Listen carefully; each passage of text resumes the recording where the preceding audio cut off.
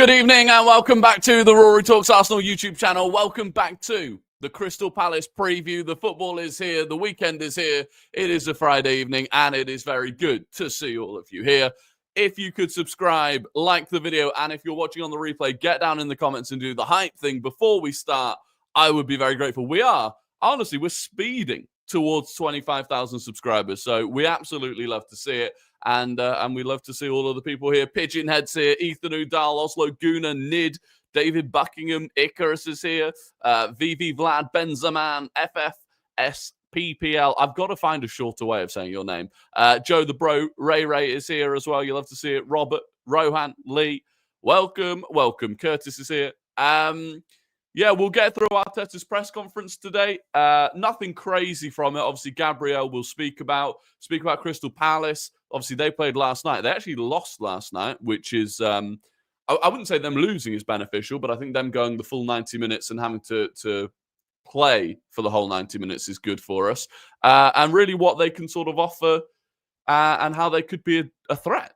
Because I do think they could be a threat. I've seen people writing this game off. You know, I tweeted last night, right? There's this weird thing. We spoke about it on the stream yesterday, didn't we? About how there's this weird sort of genre of fan right now that's desperate to kind of look good to rival fans. I saw it again last night. So I tweeted when Larnaca scored against Crystal Palace, something along the lines of it, you know, not being fairly useful that Palace were going to have to play flat out for the full 90.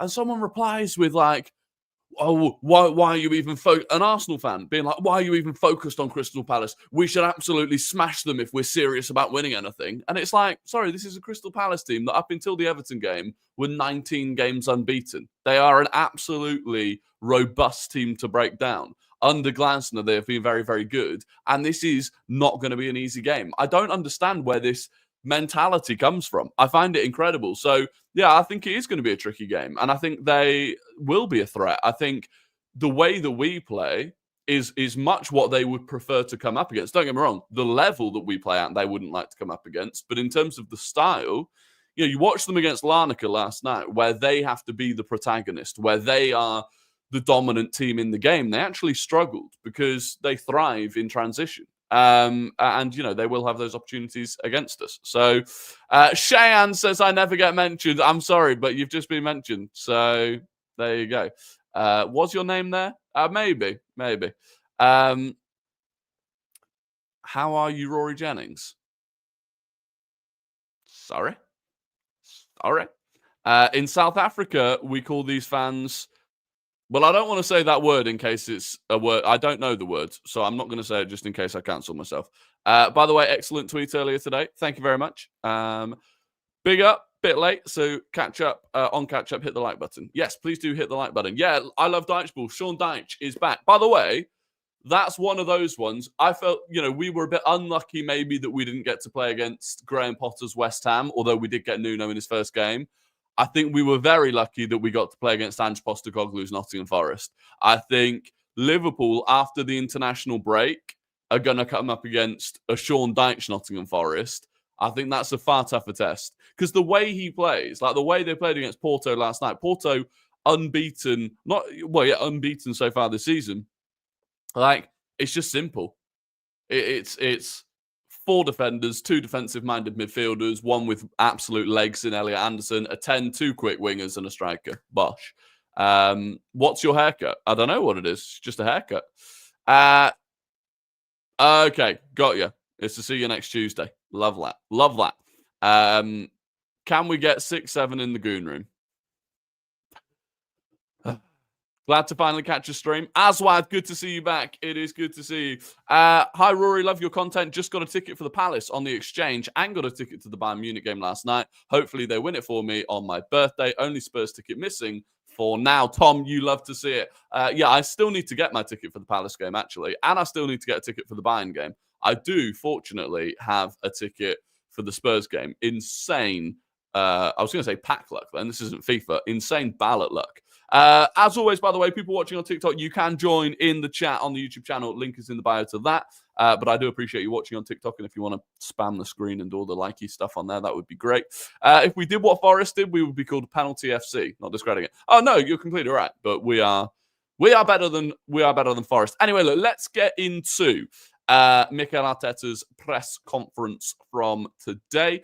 I'll be honest, I wasn't expecting any injury news. You know, I thought we got through the Atletico game without any injuries. But he said this on the latest team news following our win over Atletico Madrid. Not much. Big Gabby had to leave the pitch with an issue and he hasn't been able to train yet. So let's see how he evolves in the next 24 hours to see whether he's available or not for the weekend. Now, I don't really know what that was. He went down, or he didn't really go down. He was like, how would you describe it? He was kind of stretching himself, and they got Mosquera out after we went 1-0 up. But he then stayed on until we were 4-0 up, obviously got the assist for the fourth goal, and then went off, which makes me feel like it's not a muscular issue, because right now, whenever anyone feels anything muscular, they just go straight off. So I'm hoping, to be honest, that he's going to be fine, and it's just throwing a little bit of doubt in there, I guess. If not, though, I mean, we'll get into the kind of team that I would go for later. But if not, if we need to rest him and let him recover, then it's not the end of the world. On longer-term injuries to Madueke, Ødegaard, Havertz, and Jesus, they are progressing really well. They're starting to do certain activities. They're all super willing to be available as quickly as possible. But at the moment, none of them are in contention in the next week or so. So that's interesting, I think. I don't think we definitely weren't expecting any of them to be back just yet. But the adding that little in the next week or so at the end gives you some hope that basically that some of them will be back before the international break. That's the hope. Otherwise, he would say, none of them are in contention until after the international break. So, yeah, I think that's probably the most positive sort of phrasing you could have expected when it comes to those guys. Jesus, of course, will be much further down the line. Then he was asked some stuff, like, the usual stuff. If you want to go and read this, obviously it's on the Arsenal website, feel free. There were a couple of other bits that I found interesting. Goals from open play, if he's concerned about it. No, not at all. I don't feel like this I liked, because this I feel like was a subtle little dig at Arne Slot. He said, I don't see football like open play and set pieces. I see the game in a different way. Yeah, you see it from a level above. He was asked about how we've perfected our set pieces. He said, creating the culture, giving that part of the game the importance that it has, understanding that football is evolving and that opponents are behaving against us. We have to maximize certain things that happen very frequently. Again, you could say that that's a bit of a dig at Arne Slot. Mikel Arteta understands that, yeah, most teams are going to sit deep against you and go long, and you've got to find different ways of scoring goals, and set pieces became one of them. This was really interesting. On the point, on basically what point he thought it would be smart to hone in on set pieces 10 years ago. I think it has to be. I wasn't here, but 10 years ago, I said it's a massive thing to do that. And I started to have a vision to try and implement a method and to try and be surrounded by the best people to deliver that. And with Nicolas Jova, we certainly are. Not just that, obviously, the set piece takers and Gabriel as well. Outside of that, don't think there was anything particularly crazy. Just on what different players have added and stuff. And like I said, you can go and read all of that. He has confirmed we are no longer talking about phases. He was asked if this is phase 5. This is not about the phases. The phases was something else. That's interesting. That is interesting. What was the phases about? Who knows? There you go. I will let you go and read the rest of that if you want to. But yeah, ultimately, I think if Gabriel is out, I mean, there are a few things you can do. Let's go and let's bring up the... let me actually get rid of this, and bear with me 2 seconds.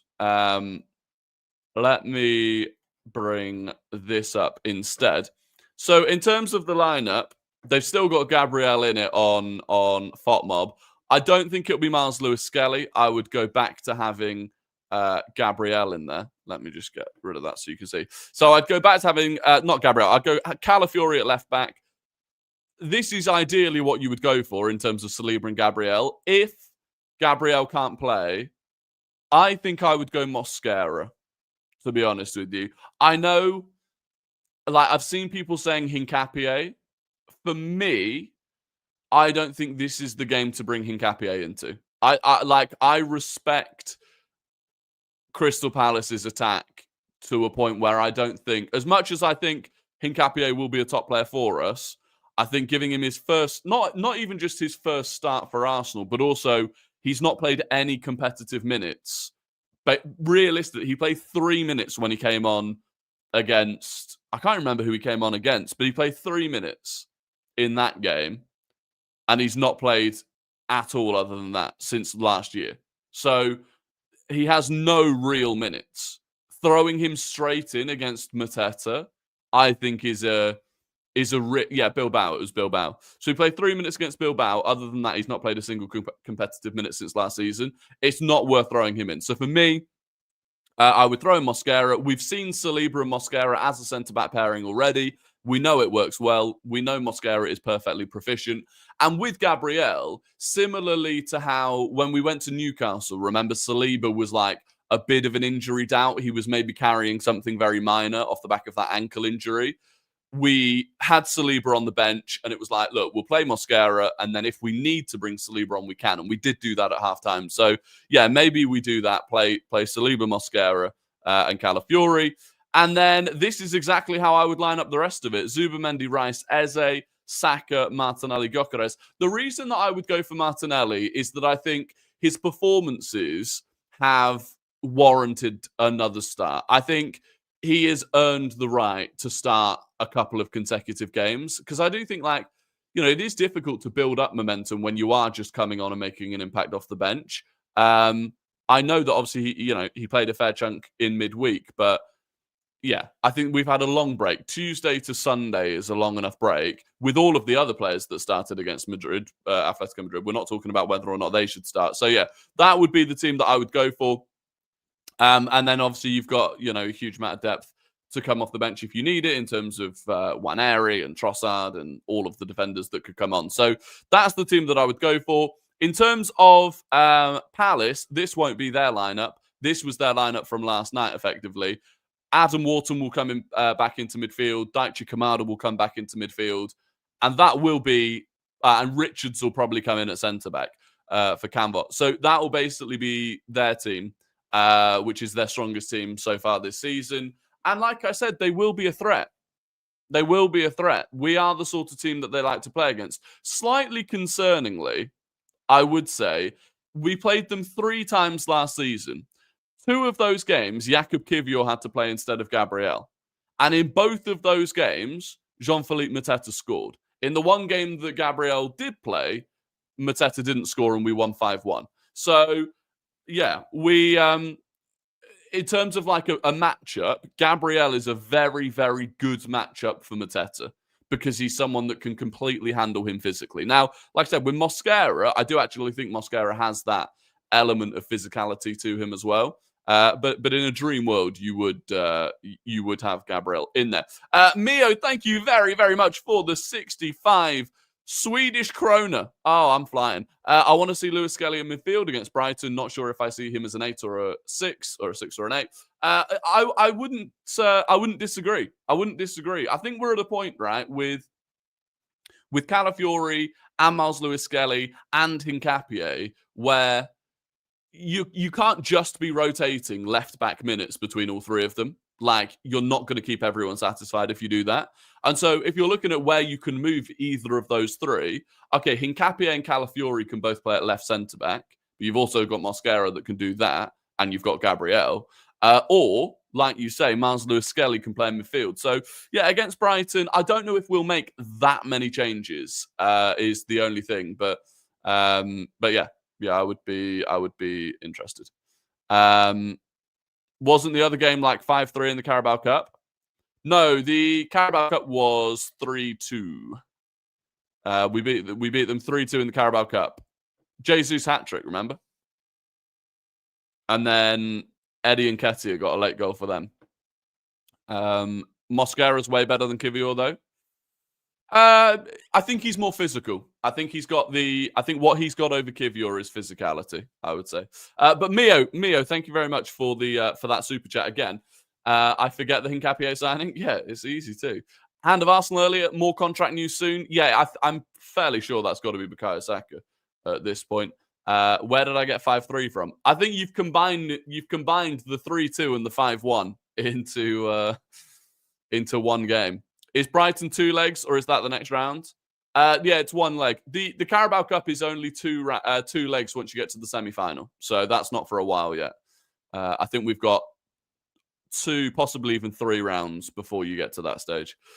Long balls to Mateta would be Palace's game plan tomorrow. He'll be there. He'll be their only out ball and everyone else on the counter defense. Yeah, basically long balls to Mateta, Sarr and Munoz down that right hand side. This is the threatening side, right? Because you've got as good as voice crack, as good as Calafiori has been this season. Like between him and Timber, he's probably still the weaker of the two defensively, especially against a tricky winger like Sarr. Munoz has been excellent for them down that side. And so it is possible that those two could kind of push Calafiori back relative to Pino and Mitchell down the other side. But yeah, I think that's where their threat will come from. But equally, I think we should dominate the midfield. I think that's where we should win the game. Kamada has actually really impressed me this season because Daichi Kamada, I genuinely thought when he arrived was awful. But he's been decent this season. Adam Wharton is good. It's going to be a tough game. It's going to be a really tough game. I think people are underestimating a little bit. I think this is the hardest game we've got between now and the international break. So it's an important one. Big up, Rory. Would like to see you on Loose Cannons or Gooniverse.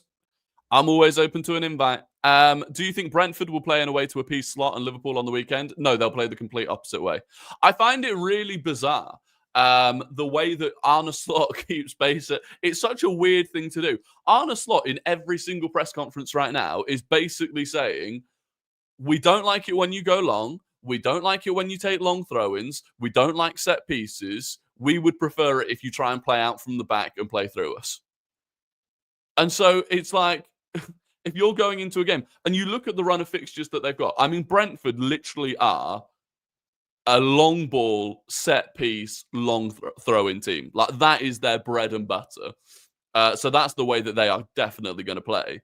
But even outside of that, if you look at their next game in the Premier League after that, well, they play Palace, which, again, they've already lost to Palace once this season. So they play Palace in the Carabao Cup, and then they play Villa.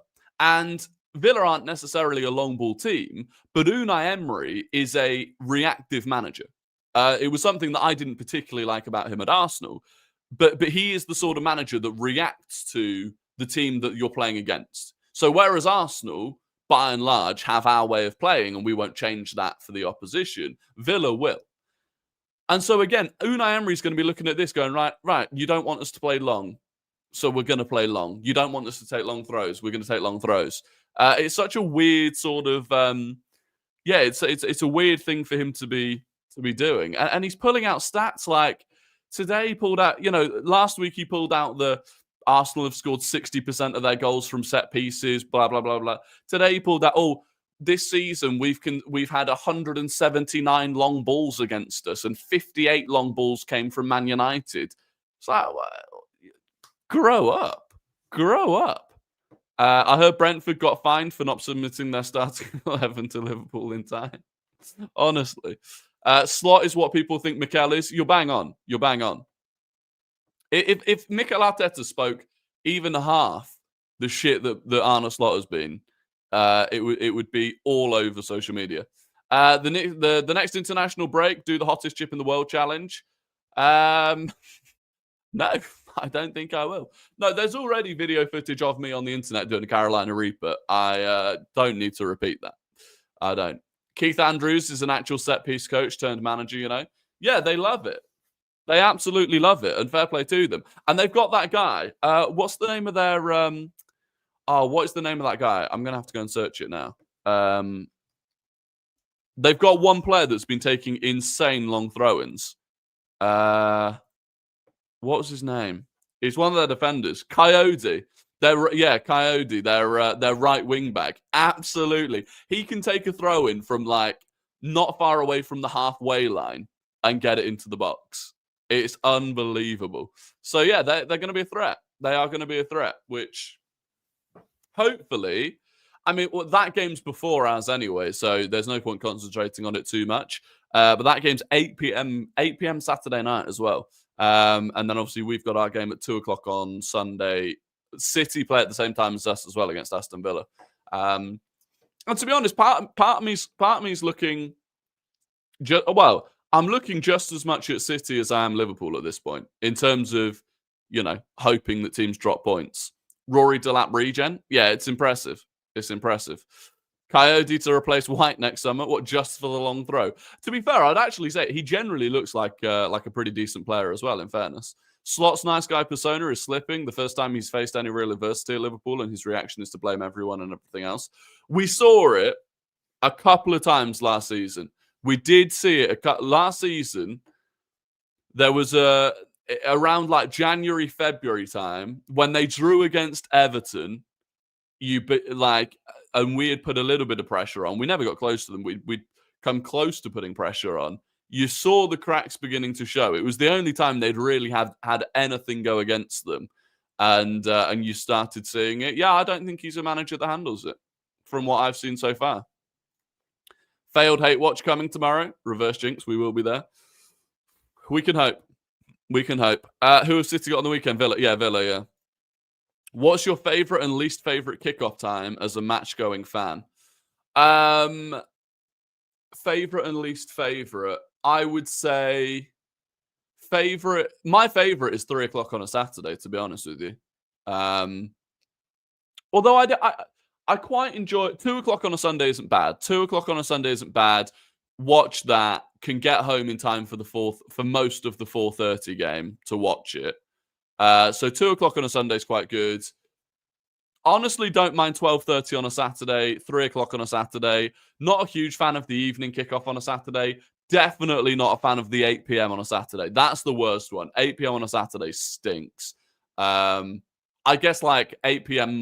Friday night or Monday night football is pretty crap as well.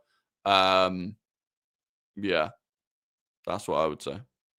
Villa just lost 2-1 to go ahead Eagles. Yeah, to be honest, as much as Villa have been putting in wins over the last few weeks, I actually don't think they've improved that much. 8 p.m. on a Sunday is worse. Yeah, I don't know if we've had an 8 p.m. Sunday game at home yet. I can't think if we did. I mean, if we did, I was there, but I can't think if we've had an 8 p.m. home Sunday game yet. Because that is an insane one. I mean, to be honest with you, I am blessed in the sense that I don't have a 9-to-5 job. So I am very fortunate that, like, if we play at 8 p.m. on a Sunday, I don't have to worry about being up for work on a Monday morning. But did you buy the new retro shirt?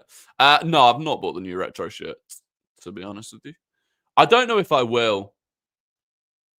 The fact that Slot called Newcastle a small team when they literally beat them in the cup final. Yeah, also, again, this is the other thing. The whole thing with Alexander Isak, right? So first of all, it's no one else's fault that Alexander Isak isn't up to speed other than Alexander Isak. He was the one that, as a professional footballer this summer, decided that during the whole saga, it was one thing not to train with Newcastle, but he decided to just stop training all summer. That is on him. So that's on him as a professional. Secondly, last week, Arne Slot's talking about how he's back up to speed now. Arne Slot literally, I think it was after the United game, said, Isak now has had long enough. He's up to speed. Now we can judge him properly. Isak goes off against Frankfurt, having had another poor game, and it's back to, the training facilities at Newcastle at a smaller club. Have over, mate. What are your thoughts on Jonathan Morley's comments about Arsenal after every single game? Yeah, bless him. Bless him. The way that Slot keeps letting all the opposition teams know you have problems with long balls is so funny. The blueprint against Liverpool is to just keep playing long. Yeah, it's weird. It's weird. But the thing is as well, he then he praises the way that Eintracht Frankfurt played against them. Like he speaks about how nice it was to play against a team that wants to play football. Yeah. And what did Frankfurt get for that? A 5-1 battering. So it's odd. It is odd.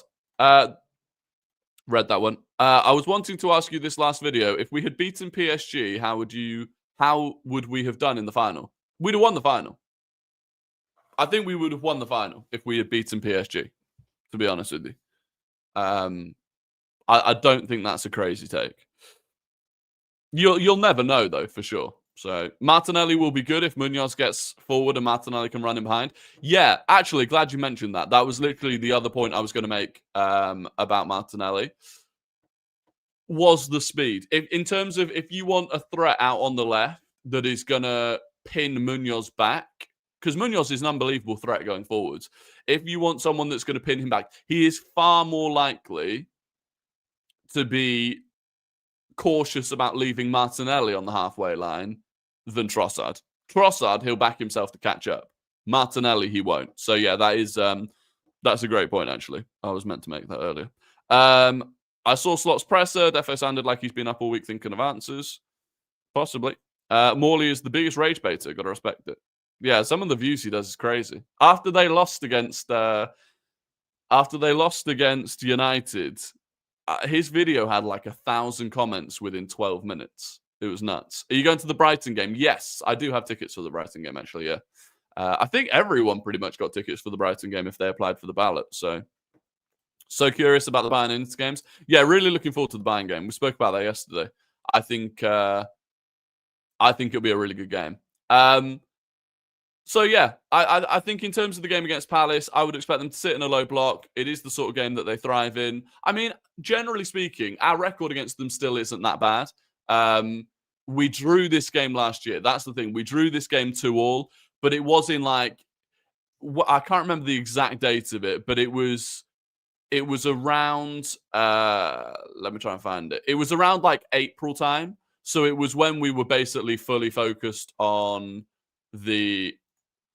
what happened then? It was basically when we were fully focused. Can I not go back further than that? Are you taking piss? As if I can't go back further than that. Okay, well, I think it was around April time anyway. We drew 2-2. Kivior opened the scoring for us. I think Mateta equalised fairly late on. But, like I said, we were focused on the Champions League by that point. Go on head-to-head. Oh, would that have worked? I'm so bad at using FOTMob on desktop rather than... Oh, yeah, head-to-head. Does it show it? Oh, yeah, here we go. Wait, when was it, though? Yeah, 23rd of April. It was the 23rd of April the last time we played them. So, last season... thing is, if you actually generally look at our record, it's decent against them. Post 2022, so from the start of the 22-23 season, we beat them away, we beat them at home, we beat them away, we beat them at home, we beat them at home, we beat them away, and then we drew to them. But like I said, this game was 23rd of April. We were in the Champions League, and I don't even think we played that badly. Yeah, we dominated possession. We were just such a lack of a threat. That was the problem.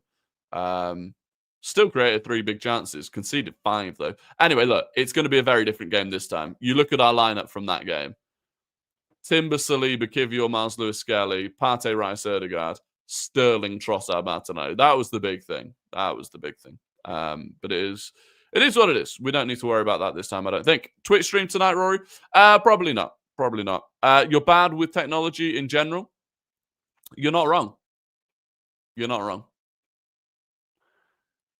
I'm all right on FOTMob's app, though. Does Ethan deserve minutes? Because in my opinion, Eze has not performed to the level we know he can play. I've seen this a bit, but I still think Eze's been he was quiet in the Fulham game. I'll give you that. He was quiet in the Fulham game. I thought against Atletico Madrid, I didn't think he was bad, to be honest with you. He got the shot that deflected onto the bar, but that he completely created off his own back. The through ball that he played into Saka, that's very easily an assist on another day. So, yeah, the thing for me is as well is the experience, right? I'd happily, Brighton, midweek, I'd happily play Waneri in that game. Slavia Prague, I'd happily play Waneri in that game. But I think for me, for this one, I'd prefer Eze. Eze isn't used to possession football. It's very obvious. Yeah, and that's fine. That's fine. We're trying to be more direct anyway, so we're not trying to sit in huge amounts of possession anyway. He was absolutely surrounded as soon as he touched the ball the other night, and that's fine. That's a good thing. That's a good thing. The more people are surrounding Eze, the fewer people are surrounding Saka and Gyökeres. The more time Zubimendi has to dictate the game. So I think it's okay. Just saw the training photos, and I didn't see Saka and Rice. That's quite worrying. I wouldn't worry about it too much. By the way, Gyökeres is the reason Nelly and Trossard are having fun. What a name. Yeah, I don't disagree. Everyone is looking like they've got a little bit more freedom, and that's because Gyökeres draws a lot of people away. Eze against Palace, wonder how he'll play.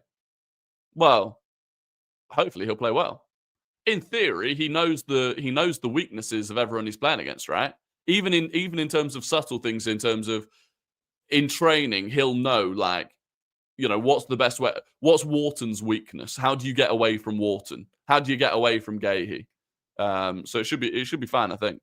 Jonathan Morley has made as many videos about Arsenal as he has about Liverpool in the last year. Yeah, I mean that's the same for most people, to be honest with you.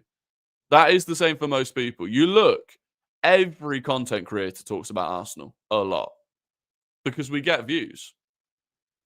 Arteta was so disrespected all along, thanks to people like Rory and us. Arteta was so disrespected all along, thanks to people like Rory and us stood with him. Look at our team now. Yeah, I think the people that were writing Arteta off, look, I never bought into it. And look, we've still got to win trophies, right? Otherwise, you'll still never convince the people that were Arteta out that they shouldn't have been Arteta out. But if you couldn't see what we were building, this is the thing. This is what I tweeted today. We're at the point now. Gary Neville is saying Arsenal have to win the league from here.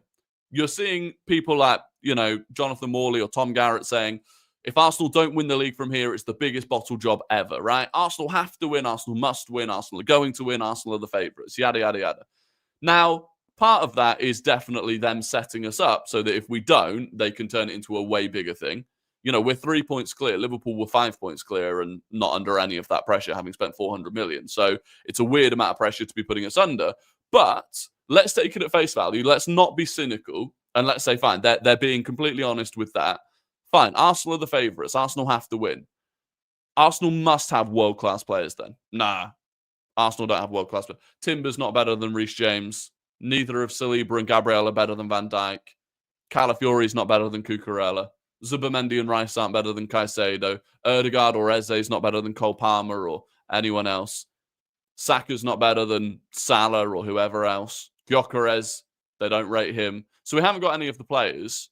So then you say, right, so we haven't got any of the world-class players or the best players in their position. In that case, Mikel Arteta must be an unbelievable manager if we're expected to win the league.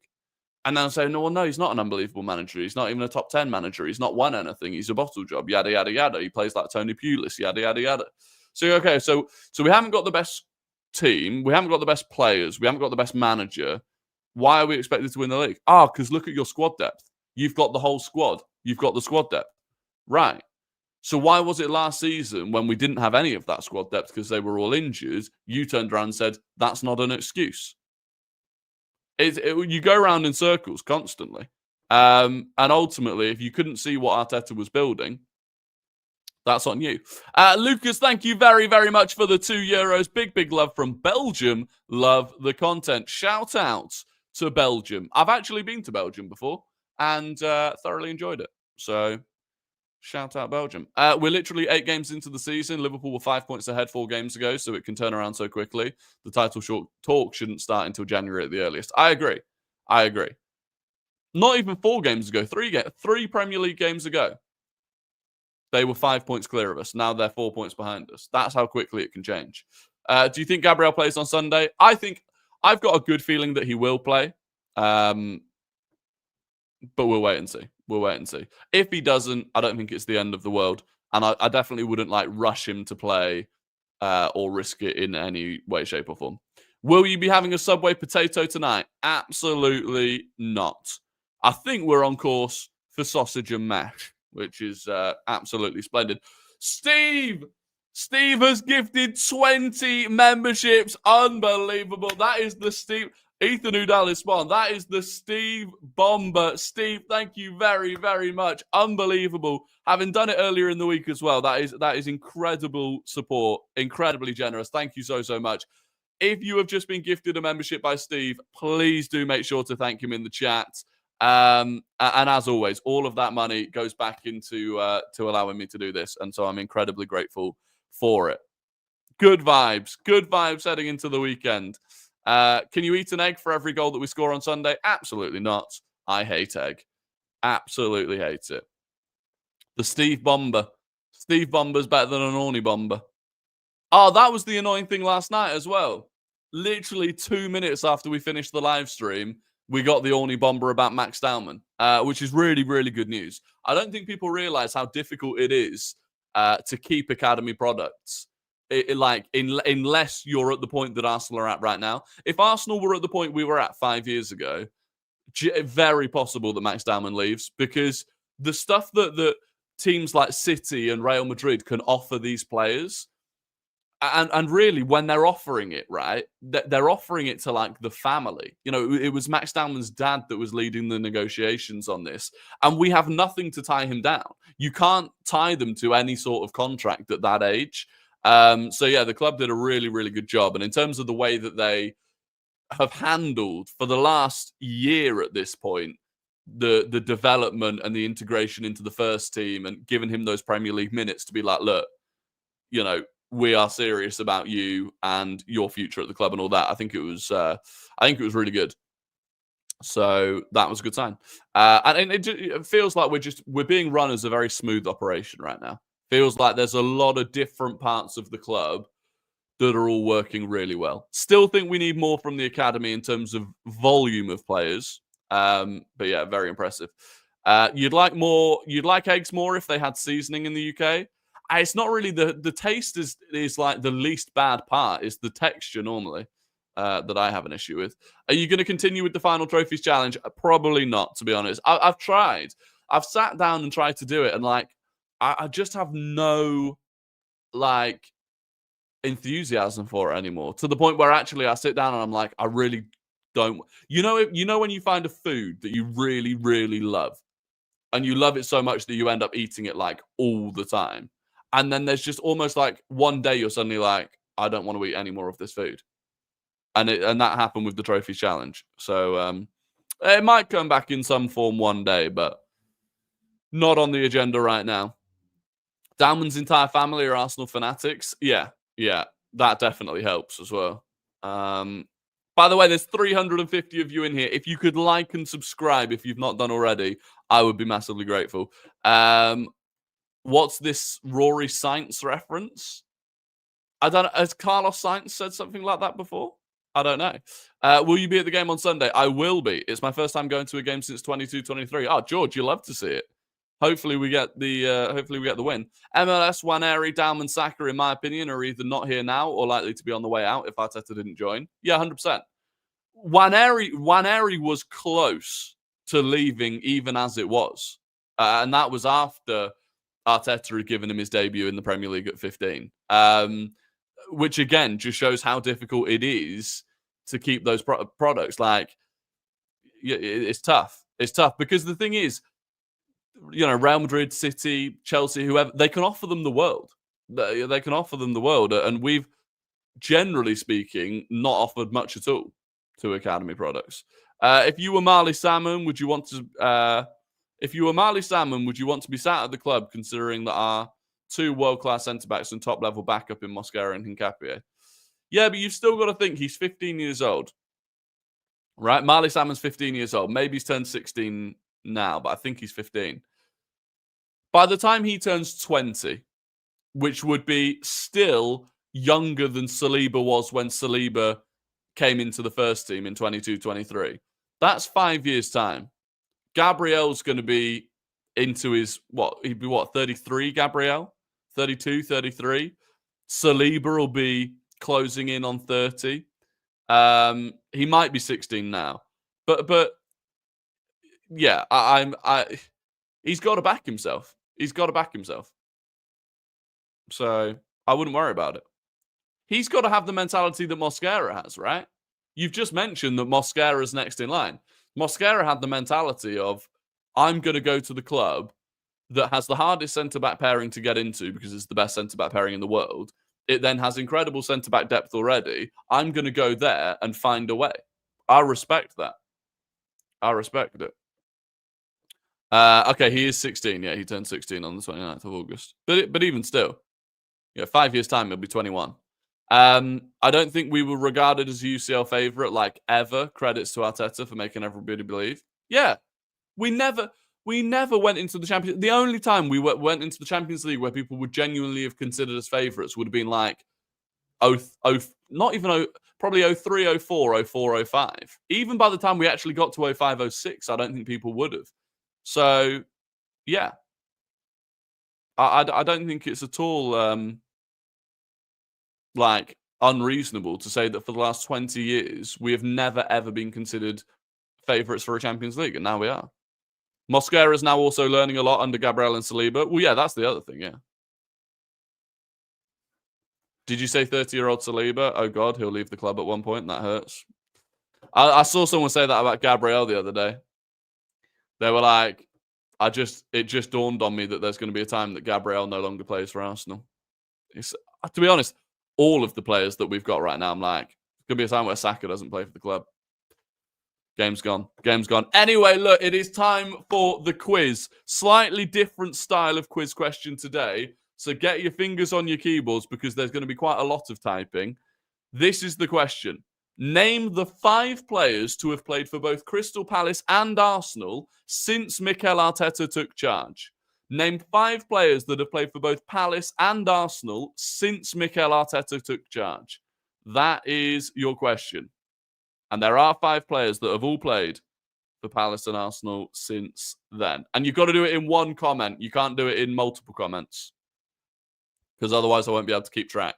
So it's got to be in one comment. 5. There are 5 of them.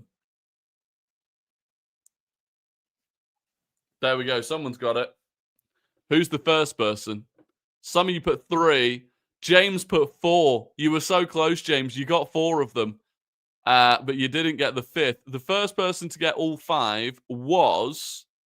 I'm going to give it to Pekka. He's got a spelling mistake, but I'm going to give it to Pekka. It was Eddie Nketiah, Eze, Rob Holding, Matt Turner, and Albert Sambi Lokonga. So Pekka was first. I don't know why it's turned Nketiah into Netiquette. But there you go. 1, 2, 3, 4, 5. Tom was second. Vilgot was third. Ron was fourth. And Dieg Bone was 5th. So there you go. Congratulations to Pekka. Ross Lawman, VAR, goal given to Pekka. Congratulations. Actually, of all of them, Rob Holding was the one that played the least. Rob Holding made 1 appearance in the Carabao Cup for Palace. That was it, which is pretty crazy. But there you go. There you go. Congratulations. That is the end of the stream. Can I just say, it's been a brilliant week. It's been a brilliant week on YouTube. Arsenal are in such a good place, so I'm massively grateful. As always, if you do want to continue the conversation in the community, down in the Discord below, you can feel free. I put all of the links to videos and stuff in there as well. And other than that, Platoon disassemble. There you go. Enjoy your weekend, Friday night, weekend. There might not be a video or anything tomorrow. And then, of course, on Sunday, we'll have the match reaction that'll be out on here after the game. Other than that, enjoy your weekend. I appreciate all the support. Like, subscribe, all of that good stuff. And I'll catch you on the next one. Until then, goodbye.